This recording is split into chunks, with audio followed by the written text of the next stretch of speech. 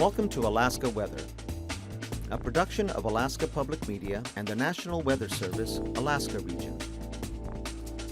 Produced and broadcast daily from the studios of KAKM, Alaska Weather provides complete forecasts, public, marine, and aviation for all of Alaska. Alaska Weather is made possible by the following sponsors.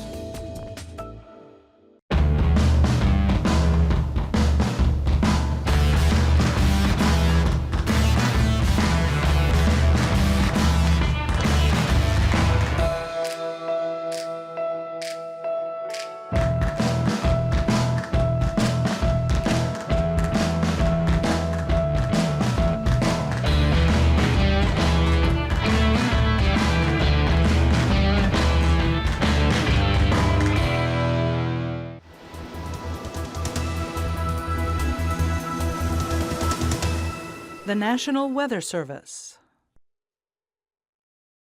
Good evening, everyone. I'm meteorologist Dave Snider with the National Weather Service. It's the 14th of August, and as always, we encourage you to stay weather ready in your village and your community around Alaska. You can do that very easily by going online with your cell phone at weather.gov/Alaska or arh.noaa.gov if you prefer. You can use your NOAA weather radio to get the latest weather information as well as any watches, warnings, and advisories for your region. There are none at this point. And of course, you can use Marine VHF if you like. The weather info line is open at 800-472-0391. You can find information during the week on Facebook, on Twitter, and on YouTube. And of course, in the afternoon, you'll get your daily afternoon map briefing on YouTube from the NWS Anchorage channel there. And following this broadcast, you'll get the complete weather forecast from our broadcast partner here at alaskapublic.org. Their YouTube version of this show will be on the right-hand and bottom right-hand side of their screen a little bit later in the evening, and of course you'll find that on YouTube. You can simply subscribe to the channel and be notified when it's ready to go and a new post has been shipped to YouTube. So pretty easy to do and a great way to stay informed if you can't sit in front of your TV each night at around 5:30 or whenever you like to watch. Here's a look at the Bering Sea, and a couple things to note as we were talking about yesterday. Pretty decent connected plume of Pacific moisture going all the way up towards southwestern Alaska. This is this afternoon, and so already rainfall has made its way into southwestern Alaska and is slowly spreading up the Yukon Valley, heading for the interior. This is only going to increase as we head through the rest of the weekend. There are several waves or impulses along this path. The one we were watching around the Anchorage for South Central and for the Anchorage region, but mainly for all of South Central, heading into the weekend, is not looking as connected as it was yesterday. So that's great news if you don't want heavy rain. The bad news is it's still going to rain. It's just a matter of how much, and several different waves will be traveling through.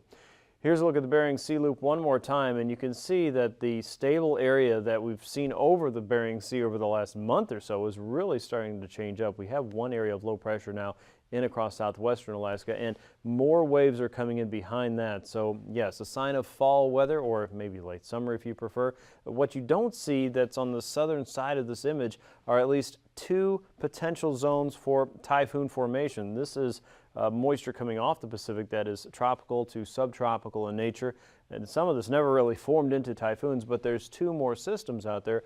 The first one will probably go into eastern Asia. The second one we're watching to see if that one recurves and then makes the round. That is weeks away from ever impacting Alaska, but it's this time of the year for that to start happening, so we will watch that carefully. As we look at all of Alaska with a visible satellite picture, you can see southeast had another very bright and sunny August day. Hope you enjoyed that, as well as northern parts of the Gulf. A pretty bright day up and down Cook Inlet, Prince William Sound. And then you get into areas around the Talkeetnas and northward into the middle Tanana Valley. Some sun poked out through there today. Just about everywhere else was socked in with cloud cover and at least a little bit of fog. We had light rain in Barrow this afternoon. Looked like only 3/100ths of an inch. Cold Bay picked up about a 1/4 inch of rainfall today. And St. Paul about just a little bit less than a 1/2 inch of rainfall. So that was that heavier wet weather moving in from south and west that's now into southwestern Alaska. As we look at the loop one more time, you'll notice that we still have plenty of clouds moving through the central and western chain. You can also look very carefully and see kind of these zigzag patterns. Once again, those are ship tracks. Those are always fun to point out in the visible satellite loop. And this wealth of cloud cover is moving north and east. So as we go through the weekend, if you're dry now in Anchorage, if you're dry now in Fairbanks and dry around Ambler and Bettles, Well, conditions are going to be changing throughout the weekend again as more of that Pacific moisture works its way into the state, and eventually, yes, southeast, you'll get your fair share too. Here's a look at the Chukchi Sea, and up across the north, colder air is trying to drop southward once again. High pressure is holding that back at the moment, 1,024 millibar high there up around Kotzebue Sound. We did have a few lightning strikes up across the eastern Brooks Range today, a few showers there thanks to the heat blossoming out of the interior and running up the slopes.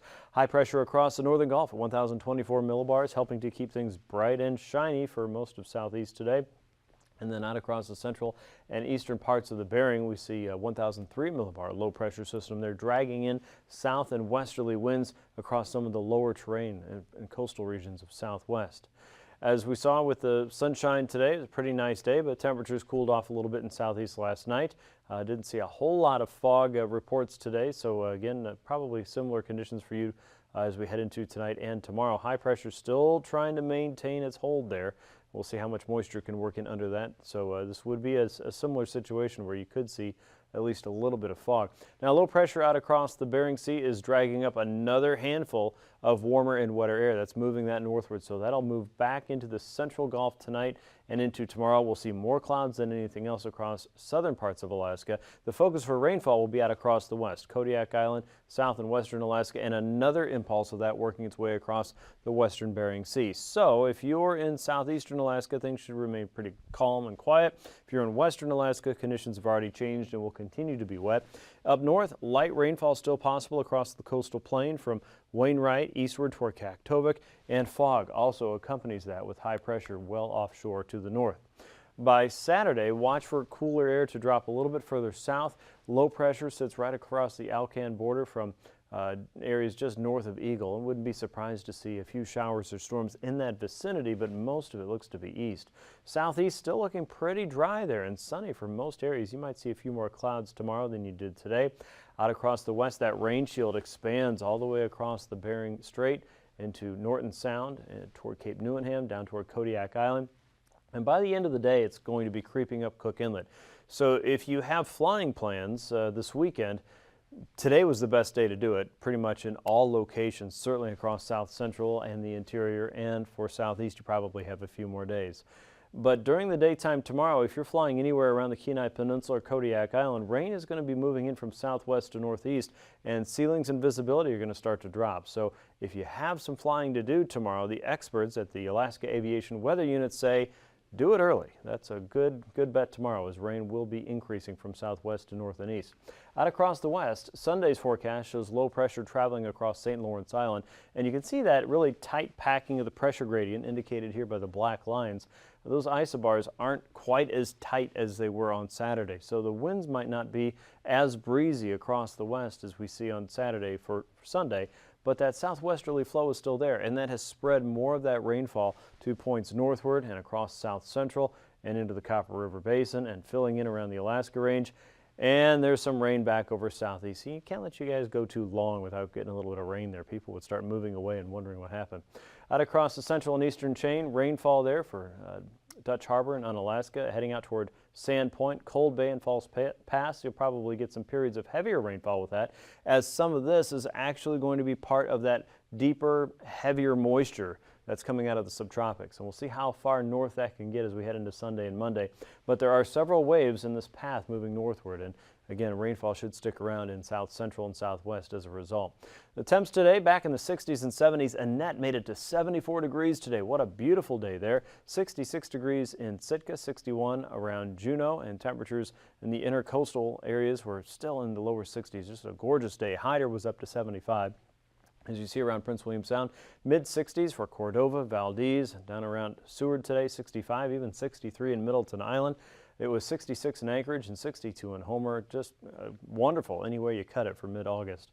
68 around Talkeetna this afternoon. In Northway, 67, just shy of 70 at 3 o'clock around Eagle. 62 for Fairbanks. Lower 60s there around Tanana for most of the afternoon. 60 at 3 o'clock. 61 in Fort Yukon. Ambler and Bettles both in the mid-50s this afternoon. Anaktuvik Pass made it to 50 degrees. 61 in Arctic Village. Our friends in Barrow at 48. Atkasuk was 51. Prudhoe Bay and Dead Horse back in the mid-50s. And for the Chukchi Coast, most areas there were in the upper 40s today, with Kivalina at 50, Kotzebue 52, 55 around Nome, with mid-50s for Unalakleet.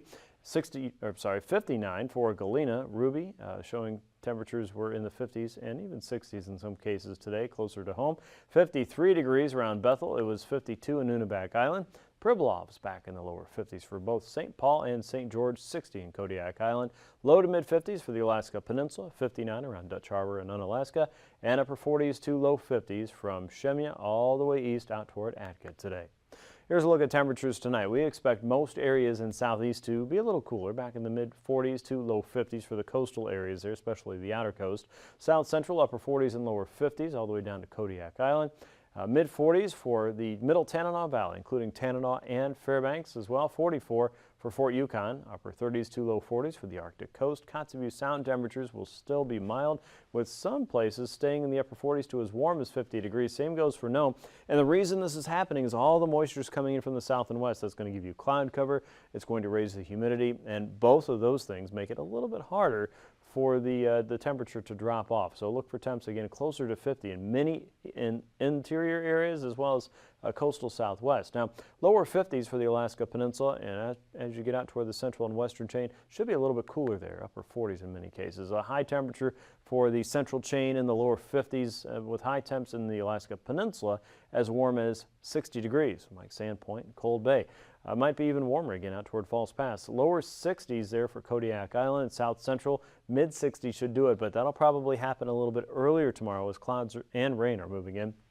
The middle interior and eastern interior looking at upper 60s and lower 70s. Fairbanks could hit 72, 55 for Unalakleet, 57 in Nome, low 40s for the Arctic coast, another mild day for you, and mid 60s to low 70s for southeast. So again, enjoy that direct sunshine there. Here's your flying weather, and IFR conditions are expected around the Arctic coast again tomorrow, especially right along the coast. Toward the Brooks Range, expect that to transition to more of an MVFR type setup. IFR conditions for a wide area in the Bering, especially in the morning. MVFR through most of southwest, as well as Kodiak Island, and IFR conditions there for the central and eastern Gulf, with most of that holding away from the Panhandle tomorrow. So watch for some changes there across Cook Inlet as we were talking about.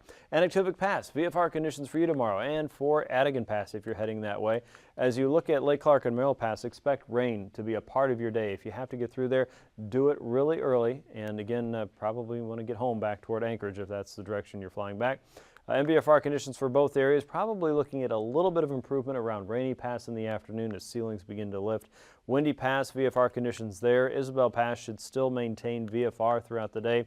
Mentasta Pass, we expect to see VFR conditions through the day. Tanita Pass, right now looks to be VFR, but again, heading southward, that'll change, and that will include Portage Pass, starting out on the eastern side at MVFR and probably moving over to MVFR from Cook Inlet southward throughout the day. So plan for some changes there. Chilkoot and White Pass at this point look pretty good.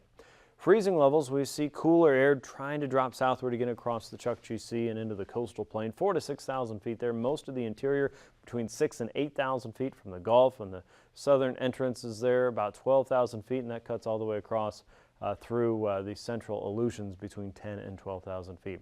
Tomorrow's icing potential shows up with a little spot there around the Beaufort Seacoast, Kaktovik and west, above 9,000 feet. Same goes for the central Bering Sea. Most of that will be just hit and miss, but as the next wave moves in, there's enough moisture over the Susitna Valley and the western Alaska Range through the Kenai Peninsula. Above 10,000 feet, it's worth pointing out there. Some of that could be isolated moderate if we have a little bit more lift in place. The jet stream shows our next impulse dropping in across eastern Asia. The wind speeds there not terribly strong at this point. Our main weather maker is draped across the southern Bering Sea and the central Gulf with wind speeds there at 70 to 110 knots. And then we start seeing these little impulses out across the western Pacific. We'll be watching to see how those connect up with the main weather pathway, and if they do connect up, that's when we get that extra oomph of moisture. So right now that is not taking shape just yet. 9,000 feet, we have our broad southwesterly flow that is shaping up across Alaska. Pretty typical for this time of the year. 20 to 40 knots there coming in from the south and west.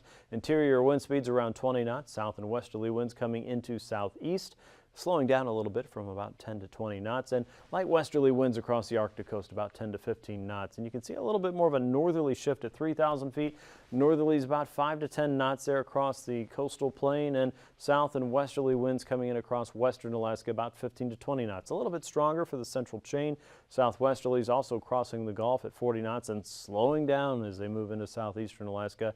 Wind speeds coming across south central tomorrow only around 5 to 10 knots at 3,000 feet. So as far as turbulence goes, don't see a whole lot of impacts for southeast, for south central, or the interior, not even the northwest just yet. We're going to watch what happens across the YK coastline from Cape Newenham northward toward about Amanak, out toward Nunivak Island, below 5,000 feet all the way down toward Unalaska and Dutch Harbor, maybe Nikolsky, and then out west below 4,000 feet around Shemya and Attu. So that's a look at your aviation forecast. Don't see a whole lot of trouble, but watch for conditions to change again across southwestern Alaska and especially south central Alaska during the daytime tomorrow as more and more wet weather takes over more parts of Alaska going through the weekend. That's a look at your aviation forecast. Of course, your marine weather and a look at the sea ice edge is coming up here in just a few minutes. Stay with us.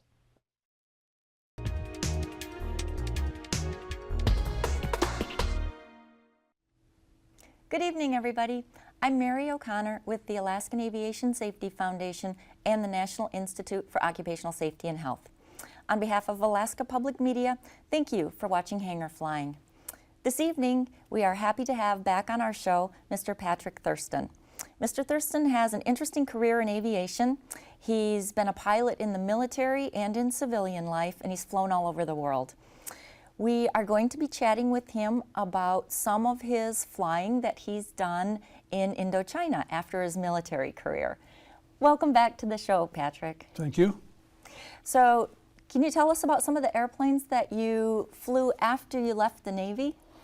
It was a substantial change. The Navy training was so intense and so long that you could hardly not be proficient.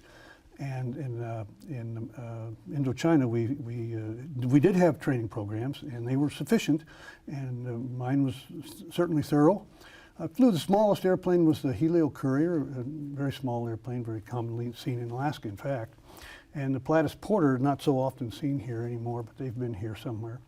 Also, I flew the Caribou and the C-123 Provider and the C-46, which I mentioned in an earlier discussion. And those airplanes were operated in rural areas for sure. Most gravel and dirt strips, the natives would clean up the trees and more or less level the surfaces. And some of them were quite satisfactory, and others were different levels of risk involved. And that's what we had to consider when we were going to go off on these flights, although rarely did we cancel a flight before we went. And of course, once we've gone, now we're motivated to keep on going, even if the conditions don't recommend doing so. But typically, the weather in that area was mountainous. We'd have the seasonal smog, which was you could only see straight around, really. And then we had the rainy season, which was full of thunderstorms and turbulence in the mountainous areas, and you had those factors to consider. But we were masters of it pretty much, and the greater concern was the oppositional activity on the ground that we had to watch out for. Another factor that doesn't exist here until recently, when the robots are flying around in places. That's another alertness. But we incorporated those things all in kind of an amalgamated package of collected factors that are hazards. And any one of them could emerge largely enough to say, I'm not going to do this today. And that could be in weather, or it could be the smog, or it could be all kinds of things, wet runways. We didn't have reverse in the gasoline engine airplanes. The Helio doesn't have reverse, but the Pilatus Porter does, and that helps a lot in the slippery surfaces. The way that I developed, and I tried to pass this to my fellow workers over there, was to use this fear factor. If you're not really comfortable, the customer's not paying for you to fail. The customer's paying for you to succeed, so when you go out there, that's what we want. But crashing your airplane is a failure that we really want to avoid at all costs. So I'd ask myself, how many times do I want to get this wrong? Because I'm going to be there. I don't want to get that wrong ever. And luckily enough, and luck has to play a part, but sooner or later, if you rely on luck, it'll do what luck does. It goes and favors the other guy. And you end up being the scapegoat on that. So we have to consider the consequences of everything we do. And this current method formalizing this consideration of, before you go, is this what I really want to do? And if it doesn't work out, how many times do I want this to fail? And in most cases, it's none. And so when I'm out there saying, well, I think I can, I don't try to forget the people who bought a ticket that says, I'll go because you think you can. No, I didn't buy that kind of a ticket. I want to make sure we're going to get there safely.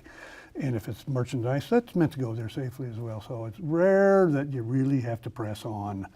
So if you think you're pressing on, it's a good idea to rethink that and maybe do it on another day.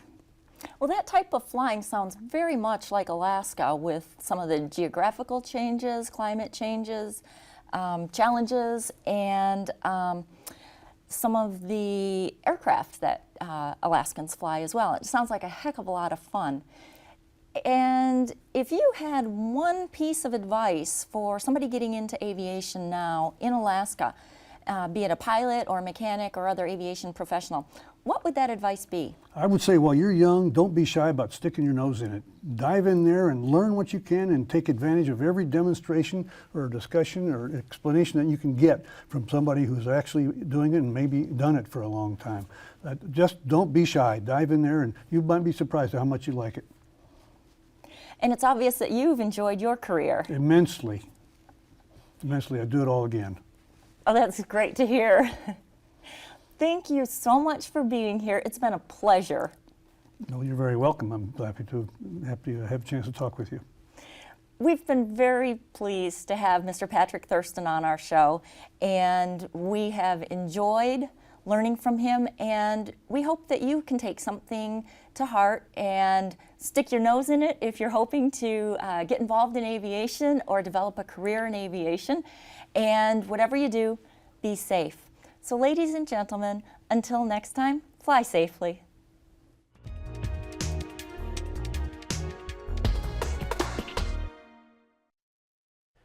Thank you very much. We'll see you again on Monday. Today's sea ice edge shows some rotting ice there just northeast of Point Barrow, north of some of the bays there. And you can see the wind direction for tomorrow is changing. It's going to come a little bit more out of the north.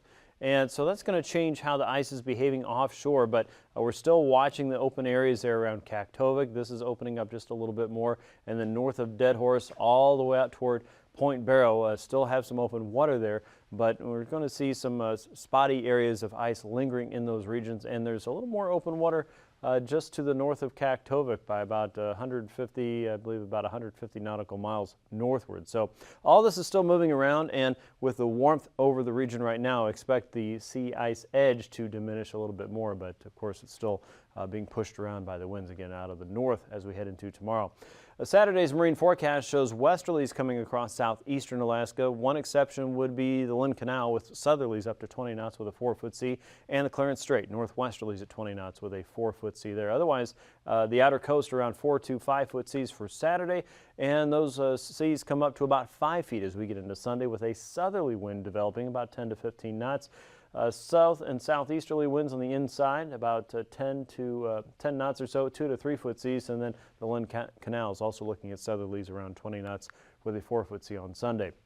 Now, across South Central and Prince William Sound, we're still talking about light and variable winds with the exceptions around the Barren Islands, about 10 to 15 knots, and southerlies developing north of Homer to about Callaghan Island, those around 10 knots as well. Look for Sunday to change up a little bit more with southeasterlies strengthening to about 10 to 15 knots in all areas. Still a light and variable wind across the northern part of Cook Inlet, and southerlies on the eastern side of Kodiak Island, 20 knots with a 6-foot sea there. Otherwise, we're looking at seas around 5 to 6-foot seas across the north and western Gulf, and still looking at 2 to 3-foot seas across Cook Inlet.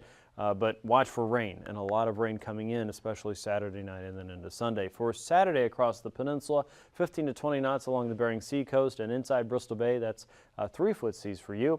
South and westerlies across the Pacific coast, 15 knots with 4 to 6-foot seas there on Saturday. By Sunday, we'll see those up to 7 feet there with south and southwesterly winds.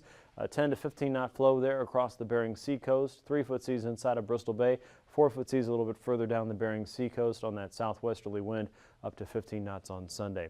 For the Aleutians, watch for south and westerly winds from Nikolsky to Unalaska, 20 knots or so, maybe as low as 15 knots a little bit further south and east. 4 to 6 foot seas in those areas, up to 8 foot seas from Kiska to Attu, 25 knots with a west and southwesterly wind. That's for Saturday. For Sunday, a little bit of a change as low pressure swings through. We get our south and westerly winds pushing eastward a little bit more, and we'll keep southerlies around Unalaska with a 15-knot wind, a west and southwesterly wind from Adak to Nikolsky, 15 to 20 knots, 5 to 6 foot seas on the Bering side, 5 to 7 foot seas on the Pacific side, and out west of Adak toward Kiska and Attu, we get our north and westerly winds coming in behind the low pressure system. 7 to 8 foot seas are expected there to wrap up the weekend.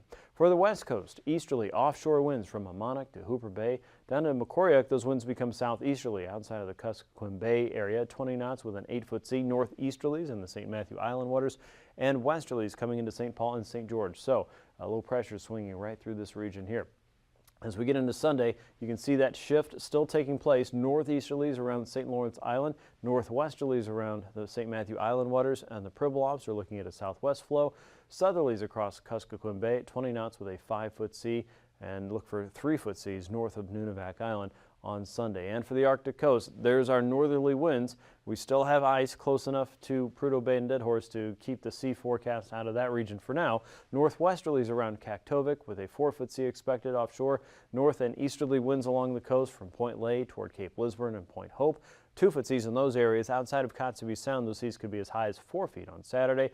And we get a little bit of a stronger east and northeasterly flow for the Chukchi seacoast on Sunday, 20 to 25 knots, and 4 to as high as 7 foot seas there on Sunday. And easterlies also return to the Beaufort seacoast with 4 foot seas in the areas with open water. We'll see what changes that brings as we head into tomorrow and see if the ice is shifting around enough here north of Prudhoe Bay and Deadhorse. We'll have that updated for you on the show, and of course you can always check it out on the sea ice page at weather.gov/Alaska. Recapping tonight's forecast, showers across some of the higher terrain just south of the interior. A dry night for southeast, but warm and wet weather spreading up the west coast means a better chance of rainfall to continue there and into Saturday. Look for that to spread up through Cook Inlet and into the interior tomorrow. Southeasters still dry and a wetter day for more parts of all of Alaska as we head into Sunday. Enjoy your weekend. We'll talk to you tomorrow. These forecasts are to be used for planning purposes only. Call 1-800-WX-BRIEF for a formal pre-flight briefing. Always file a flight plan before you go flying. The U.S. Coast Guard Auxiliary urges you to leave a float plan with a friend or the harbor master before you go boating. Alaska Weather is made possible by the following sponsors.